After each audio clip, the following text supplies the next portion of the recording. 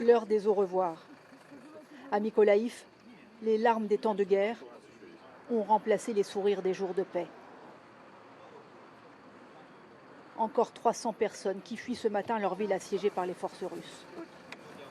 Bien malgré lui, le maire de la ville s'est habitué à ces scènes de déchirement. La ville a perdu un tiers de ses habitants. Il essaie de trouver les mots de réconfort. Bonjour, je vous souhaite un bon voyage. J'espère que la guerre sera bientôt finie et que vous pourrez revenir chez vous très vite. J'aimerais être aussi optimiste. La tristesse, ça y est, je l'ai dépassée et intégrée.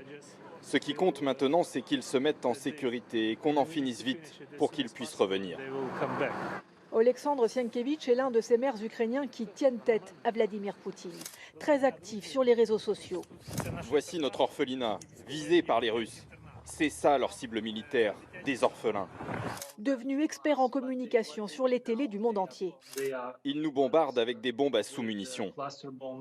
Aujourd'hui, il ne quitte plus ni son arme ni son garde du corps. La menace d'un enlèvement par les forces russes rôde en permanence.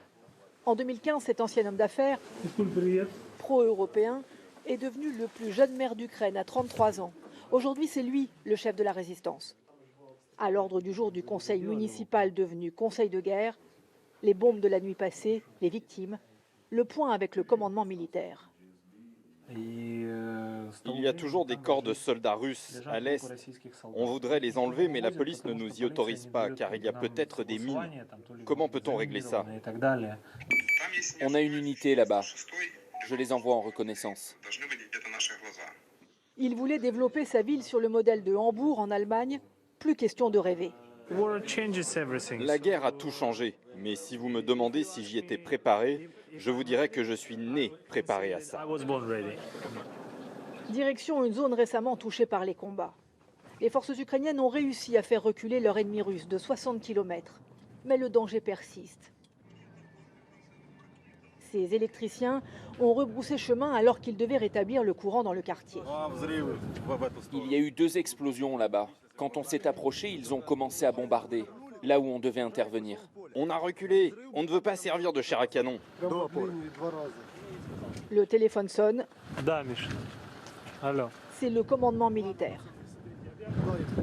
On me dit qu'ils vont bombarder ici, on s'en va. Nous nous replions avec le maire et ses équipes dans un quartier moins exposé. Au loin, les frappes s'intensifient.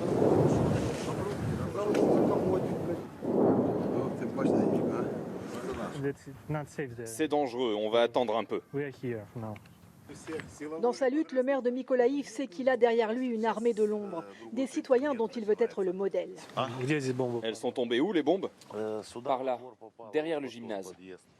Comme Ivan, chef protecteur de cette école transformée en abri, dans laquelle nous avons filmé un précédent reportage. Ceux qui restent ne baissent pas les bras. Même cette fillette sur sa table d'écolière s'accroche à sa vie d'avant. Je suis fier d'eux.